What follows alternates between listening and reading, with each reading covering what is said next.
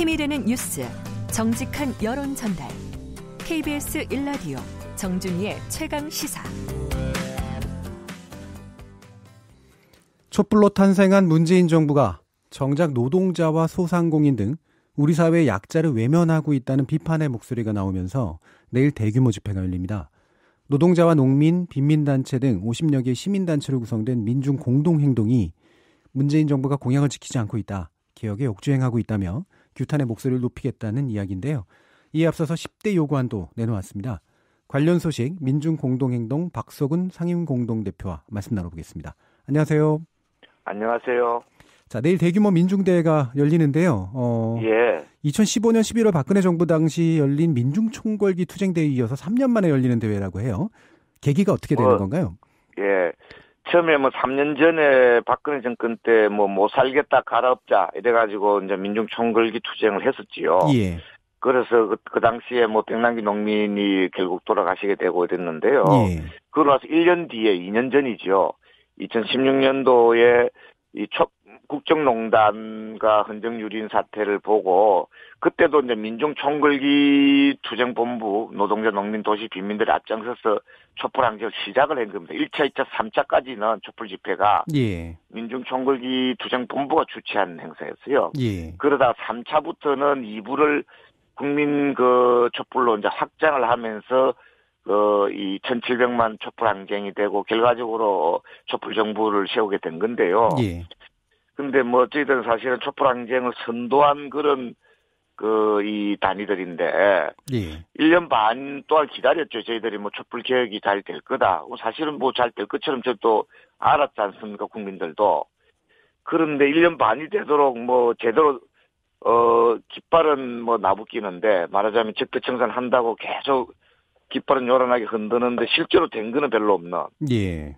아마 이런 상황들이 돼가지고 이거는 이대로 더 놔두면 안 되는 거다. 그래서 다시 한번 이 적폐청산을 제대로 된 적폐청산 하라. 예. 그리고 사회 대개혁 똑바로 해라. 예. 그리고 개혁 역주행. 말하자면 저희도 사회 대개혁을 해서 국민들이 살맛 나는 그런 이 세상이 되기를 희망했는데 도리어 개혁을 역주행하고 있는 이런 문제들에 대해서 이거 좀 국민들의 분노의 목소리를 확실하게 표시하자. 예. 이렇게 해서 이제 시작하게 된 겁니다. 예. 그럼 이 문재인 정부가 애초에 약속했던 개혁에 충실하지 못한 부분도 있을 수 있고, 또는 그 방향이 잘못된 게 있을 수도 있고, 또는 이제 추진력이 부족해가지고 말 그대로 이제 발목이 잡혀서 그런 것도 있을 수 있을 텐데요. 다 그렇습니다. 그 모든 문제에 대해서 그렇죠. 문제 제기를 하시는 것 같아요. 결과적으로 그런데 국회를 선택한 거가 장소를 지난번 노동자 대회 때는 노동자들이 청와대로 향해서 행진을 했지 않습니까? 근데 어쨌든 또 한편으로는 국회가 이 적폐의 온상처럼 돼 있잖아요. 끈끈이 발목 잡는 이런 정도 상황인데다가 또 하나는 최근에는 또 새로운 양상이 나타나고 있죠. 말하자면 민주노총 물어뜯는 데는 여당 야당이 그냥 단결하는 연대하는 이런 모양이 되지 않습니까? 공통으로 그러고 있으니까. 그래서 국회를 조금 더 특히 정기국회 막바지에 예산안 통과 문제도 있고 또 제반 개혁 입법이 통과돼야 된다. 그리고 또 한편으로는 탄력근로제를 확장하는 이 개혁 역주행하는 개혁을 역주행하는 걸 저지하기 위해서는 국회를 일단 집중할 필요가 있는데 사실은 한편으로는 문재인 정부가 똑바로 하라. 적폐청산과 사회 대개혁. 그리고 한편으로는 국회가 발목 잡고 적폐 온상처럼 해서는 안 된다. 두 가지 의미를 다 담고 있는. 좀 모양상으로는 국회를 이제 포위하는 것이 민의의 전당이니까 국민의 뜻을 확실하게 이제 표시하자 이런 겁니다. 그렇군요. 정부의 개혁 의지 촉구하고 국회에 대해서도 책임 있는 어떤 민의의 대변을 요구하는 이제 그런 방식인 것 같네요. 그렇습니다. 10대 요구안도 발표하셨어요. 최저임금법 인상, 농민기본권 보장, 빈민구제책 마련, 이런 등인데요. 어떤 내용인지 소개 좀 부탁드릴게요. 조금 더 뾰족하게 여러 가지 10대 요구는 국정 전반에 대해서 다 제대로 된 적폐청산과 사회 대개혁을 요구하고 있는 건데 노동자들의 핵심적인 거는 이제 탄력근로제 확대를 저지하자. 그리고 비정규직 철폐를 말 그대로 해라. 이런 거고요. 농민들은 조금 더 절박하긴 합니다. 밥 한 공기 쌀값 300원 보장해야 된다. 왜냐하면 잘 알려져 있지 않은데요. 6년 전에 더불어민주당이 야당 시절에는 쌀목표 가격을 21만 7천 원으로 80kg들이 하자고 법안을 민주당이 제출했는데 6년이 지난 최근에 정부 여당이 쌀목표 가격을 19만 6천 원으로 도리어 역주행하는 이런 현상이 생기니까 밥 한 공기 쌀값 300원 보장해라. 농정 대개혁을 쟁취하자 이런 거고요. 예. 빈민들은 노정관리 대책을 중단하고 폭력 철거, 용역 폭력을 중단하라고 요구하는 거 핵심이고요. 예. 그 외에도요. 더 중요한 거는 지금 사법 적폐 청산이 굉장히 중요하고 특히 그 중에서도 적폐 법관들을 탄핵해야 되는데 이런 부분들 국회가 지금 직무유기하고 있는 것에 대해서 제대로 해라. 예.